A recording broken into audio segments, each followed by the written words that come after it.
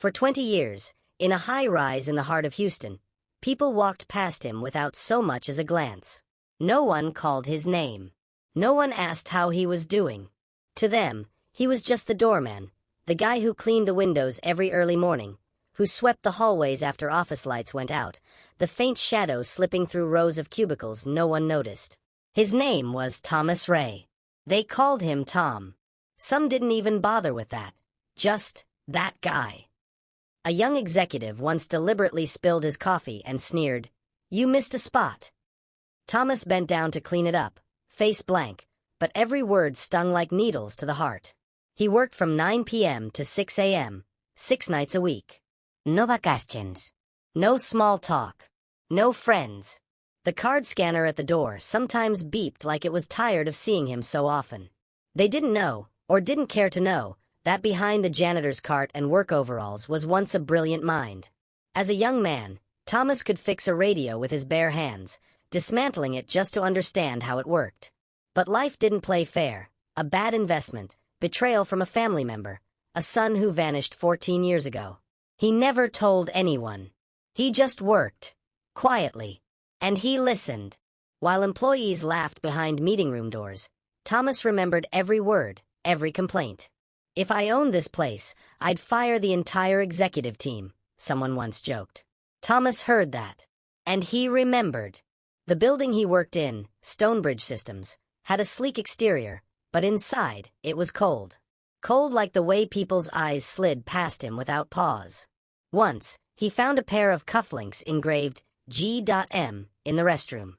He slipped them into a small envelope and left them at the front desk. No name attached. A vice president walking by that day said, "Persistent, aren't you? Guys like you." Thomas didn't respond. He just kept scrubbing, analyzing, observing. He knew who left the office early, who barely did their job, who forgot to lock their computer, and who often left sensitive strategy documents on the printer. In the old janitor's closet, he kept a worn leather notebook. Names, dates, percentages, facts. An idea began to take shape. One night, he overheard two major shareholders discussing a possible buyout of the company. That was the turning point. Thomas called Calvin, an old friend in finance, now a private consultant. They met at a small diner, where Thomas revealed his wild plan. To buy out Stonebridge from the inside. Calvin created a shell company called Northfall Capital. Thomas poured every penny he had into it, sold his old car, even his family's last piece of land. They began acquiring shares quietly, little by little, without drawing attention. And from that moment on, the pieces began to move. One time, his mop bucket tipped and spilled water in the middle of a meeting room. Laughter erupted. An executive named Gerald Moss said aloud, "Christ again? These people are hopeless." That was the spark. Thomas went back to the janitor's closet, flipped open his notebook, and underlined Gerald's name. He began planning phase 2. He set up 3 more shell companies, all in Calvin's name, with 2 retired school teachers listed as figureheads. Share by share, their stake grew. By December, Thomas held 49% of Stonebridge, just shy of a controlling interest. But then, an email surfaced. A financial analyst noticed overlap between the ownership records of the shell companies. Calvin called, panic in his voice. "It's now or never. Either disappear, or come forward." Thomas didn't hesitate. The next day, he put on an old suit and entered the building through the front door, for the first time. No one recognized him. He handed over ownership documents to the board of directors and left. By noon, Stonebridge was in shock. The janitor they had ignored for decades was now the company's largest stakeholder.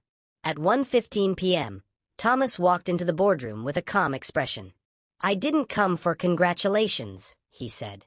He placed 4 termination letters on the table. Gerald was first. "You forgot my name for 20 years, Thomas said. "But I never forgot yours." 3 more followed, those who had mocked, manipulated, and stepped on others for their own gain. One board member finally asked, "Why didn't you speak up sooner?" Thomas replied, "Because I needed you to see me, not just hear about me." He held no victory party. No grand speech. He simply requested a full review of HR policy, promoted the long-time maintenance supervisor, and launched a retraining program, taught by former support staff. He still walked the halls, still observed. But now, people met his gaze. One afternoon, Leah, an accountant, came up and asked quietly, "Is it true? You own the company now?" Thomas just smiled and nodded.